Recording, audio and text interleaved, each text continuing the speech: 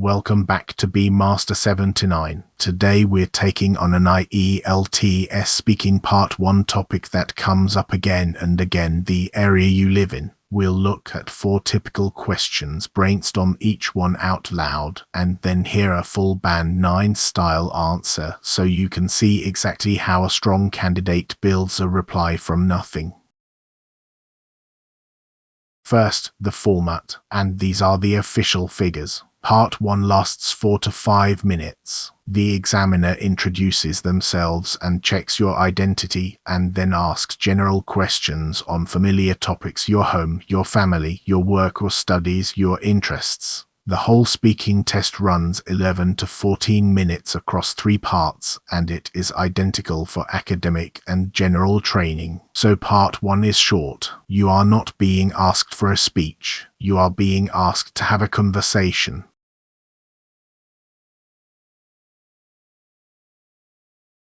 Here is our topic set, the area you live in, with 4 questions. Do you like the area that you live in? What are some changes in the area recently? Do you know any famous people in your area? And where do you like to go in that area? Pause the video here and answer all 4 out loud before you hear my versions. That is where the real practice happens.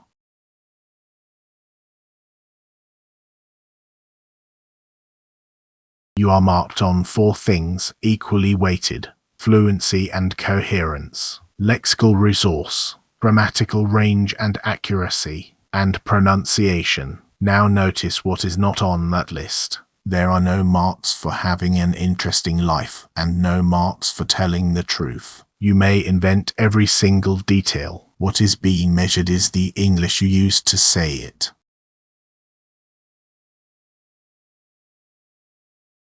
For every part 1 question, use the same 3-step shape.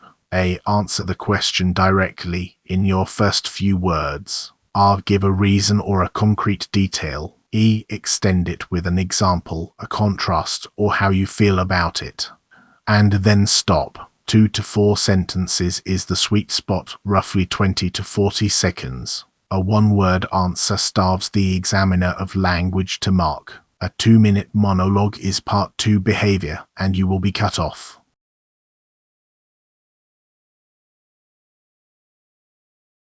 Band 9 speech sounds spontaneous, and 3 tools do most of that work. Discuss markers, actually, to be honest, mind you, by far, on the whole, hedges fairly, quite sort of more or less, I'd say, and contractions, I'm, it's, theirs, I'd, they.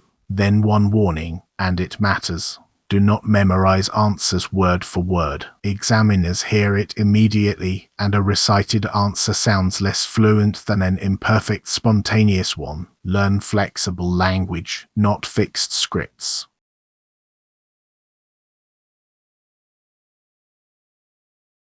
Question 1. Do you like the area that you live in? 30 seconds of thinking. On the left, the ideas. Yes, I am fond of it. Where is it? A leafy suburb, about 20 minutes from the center.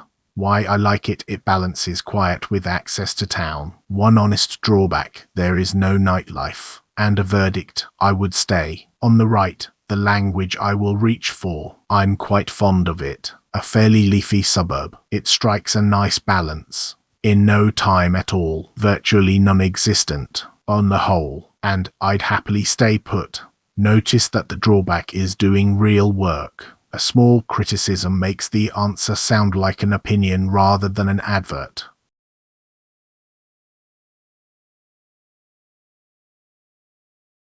So here is the answer.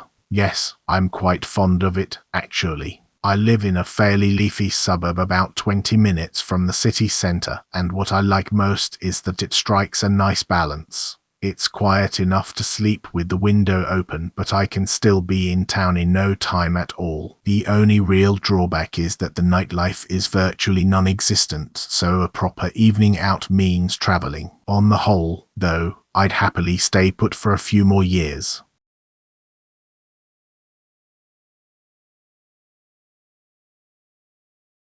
Question 2. What are some changes in the area recently? Now, this question is secretly a grammar test. Recently invites the present perfect, and changes invite the passive. So plan tenses, not just ideas. The ideas: some old warehouses near the station have been converted into flats and cafes. That has brought younger people in, and the high street has been pedestrianized. Then the balance: not everyone is happy because rents have crept up, and some people say the place is losing its character.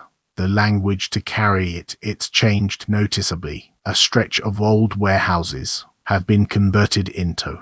They've pedestrianized. Not everyone's thrilled, mind you. Long-standing residents. Rents have crept up, and a change for the better. That is 2 passives and 3 present perfects in one answer. Grammatical range shown, not claimed.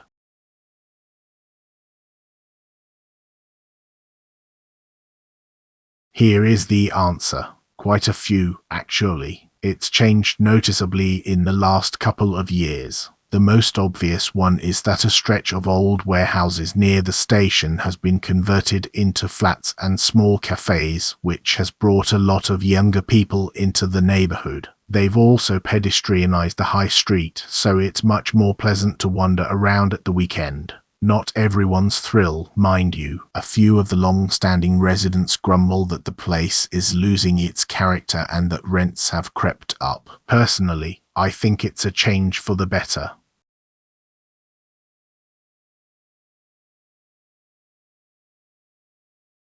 Question 3. Do you know any famous people in your area? Be careful here, because this is where candidates panic, say no, and stop dead. No is a perfectly good answer, but it has to be a no with something after it. So, no, I don't know anyone personally, but there is a novelist who grew up nearby. There's a plaque on the house, and the locals are proud of it. And the nearest thing we have to a celebrity is a chef who was once on television. The language: I can't claim to rub shoulders with anyone famous. Apparently grew up. A small plaque on the house. Rather proud of. The closest we get to celebrity, and something of a local legend. That is the technique. When the honest answer is no, say no, then redirect to the nearest thing that is true.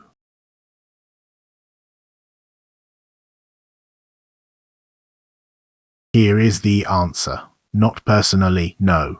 I can't claim to rub shoulders with anyone famous. But there is a fairly well-known novelist who apparently grew up a couple of streets away, and there's a small plaque on the house, which the locals are rather proud of. Other than that, the closest we get to celebrity is a chef who runs a restaurant on the high street and was on a cooking program on television a few years ago. He's something of a local legend now.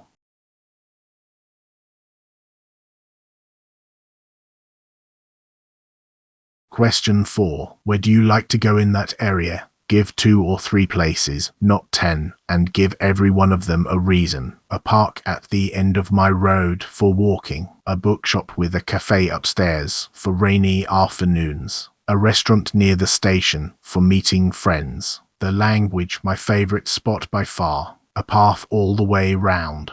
Whenever I need to clear my head. A little independent bookshop. Lose an hour or 2, we usually end up at. The food is superb, and they never rush you. Every place is paired with a purpose. Places on their own are a list. Places plus purpose is an answer.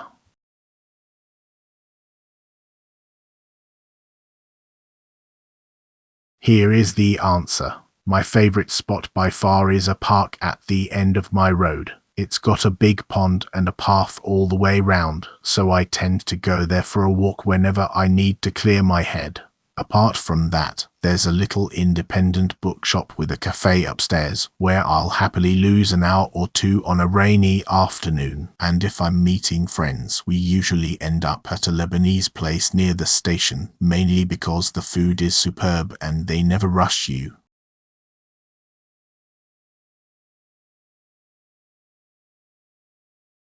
Here are the first 2 answers in full, so you can read and listen at the same time. Pause the video and read them properly. Look for the answer, reason, extend shape in each one.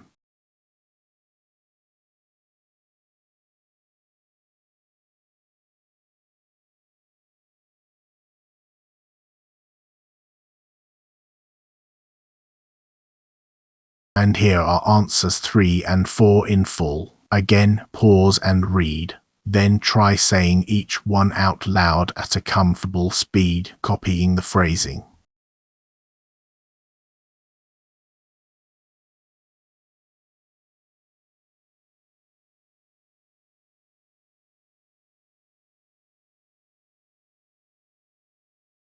Your language bank, part 1. Describing a place and describing change. Take these away and put your own area into them. An up-and-coming area. It strikes a nice balance between, within easy reach of the center, a stone's throw from the station, and for change it's changed noticeably. Something has been converted into something else. They've pedestrianized the high street. Rents have crept up. It's losing its character.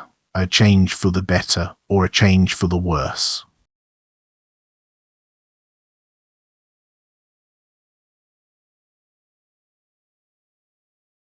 Language Bank Part 2. People, Habits, and the Little Markers That Buy You Fluency. I can't claim to rub shoulders with. Something of a local legend. Whenever I need to clear my head, I'll happily lose an hour or two. We usually end up at. They never rush you. And the markers actually, to be honest, mind you, on the whole, by far apart from that, and personally I think, learn these 6 markers properly and your speech will sound joined up instead of listed.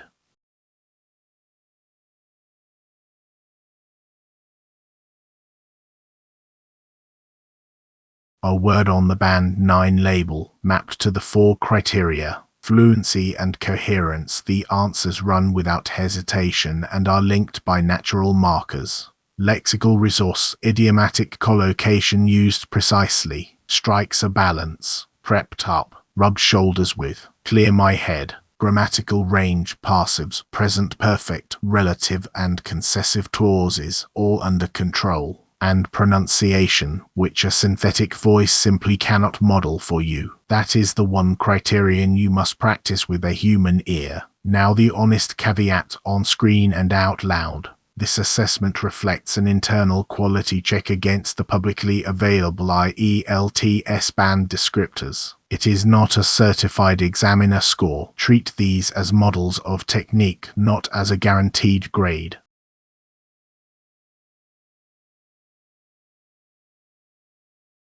Now your turn. Record yourself answering all 4 questions and keep the whole set under 5 minutes. Use answer, reason, extend on every question. Steal at least 3 phrases from today's language bank. Then drop your answer to question 2, the changes one, in the comments, and I will read them. If this helped, subscribe to Be Master 7 to 9, and I'll see you in the next lesson.